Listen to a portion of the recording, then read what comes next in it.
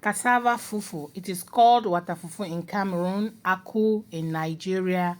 I don't know how Ghana and other African countries that eat this cassava fufu call it. I am making this video at the request of those who constantly ask me how I get clean fufu. Welcome back to my channel. This is a 5G chef. If this is your first time coming across any of my videos, please don't hesitate to give a thumbs up, comment, subscribe, and hit the notification button so that you get notified each time I upload a new video. And for my subscribers, thank you. I know you are always there supporting, watching, sharing, commenting. I am very, very grateful. How you peel, wash, and ferment your cassava will determine the cleanliness and whiteness of your cassava dough or fufu. As you can see, as I peel the cassava, I drop into a container of very clean water. This is fresh cassava that is coming from the farm. Cassava comes with soil on the back. If you clean the cassava and don't drop immediately in clean water, the soil is going to stick on their backs. And even if you wash, the cassava is going to be brown. Consequently, your fufu too will be brown after processing. When done with the peeling, I have to start washing. Look at the sponge I am using, very soft. So make sure you wash your cassava one after the other. Wash it very clean. While I was cleaning the cassava, every black or yellow spot that I found on the cassava, I made sure I used my knife to remove it. And as I am washing, there is another container, the container in which I am going to ferment the cassava. That container is ready with clean water. I am dropping in the water immediately I wash. When it comes to what goes into my mouth or stomach, I am super careful. That is why I am taking time to wash my food. After washing the cassava, as you can see, the water is not enough, so I'm going to add in more water. The water is supposed to be above the cassava for complete fermentation to take place. So I now cover it with a lid and leave it for 2 days. If you leave your cassava for more than 2 days or leaving it to be 100% fermented, it's going to be very smelly. So on the 3rd day, I am going to start the grating process. I am using my hands to grate because there are no machines out here to help out, but back home there are machines. So back home, make sure you call the guys having the machine, so you are taking it there for them to help you grate, but you would have to pay. You have to pay them.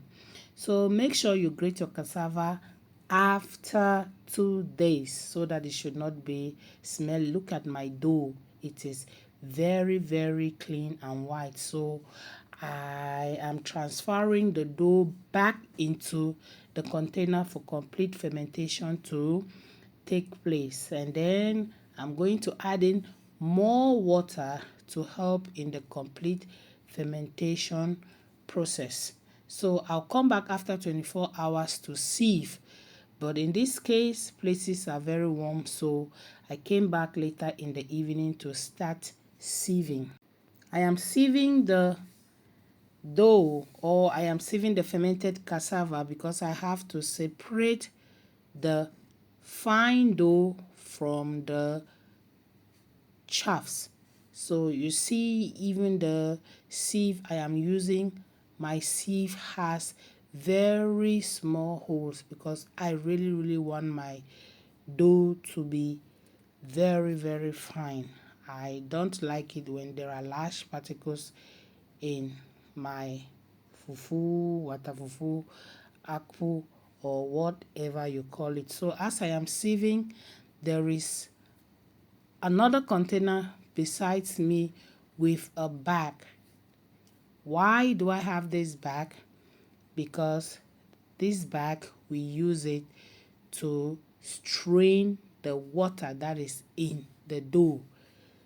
That's why they call it water fufu, because it contains a lot of water and it uses a lot of water, or the process uses a lot of water. So I'm transferring the dough into the bag.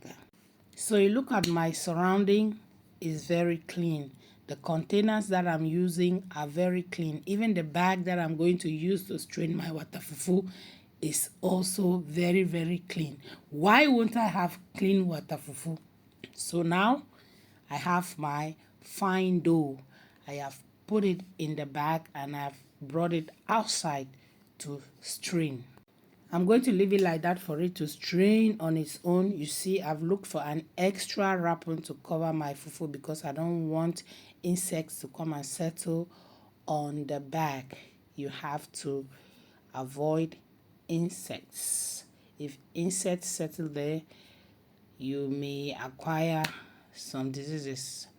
So now I am adding the stones. These stones are going to help for the complete straining of the fufu, or should I call it, it's going to help my fufu to be well strained. So maybe in 2 or 3 days time, when I come back to check, the fufu will be what we call in Cameroon dry, which means there will be no more water in the dough. And now I have my final dough for consumption.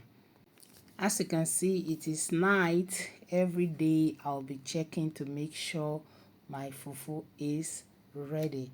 So this is the 3rd day the fufu is completely strained, drained, dry, or whatever you choose to call it, and very, very ready for consumption. It is very clean, white, and there is no doubt that it would be stretchy when I cook it. So with this, we have come to the end of the video. Very clean and white fufu. Please don't hesitate to give a thumbs up, comment, subscribe, and hit the notification button so that you get notified each time I upload a new video. Look at my fufu made in China. So I will just take my sacks now and start packaging. See you in my next video.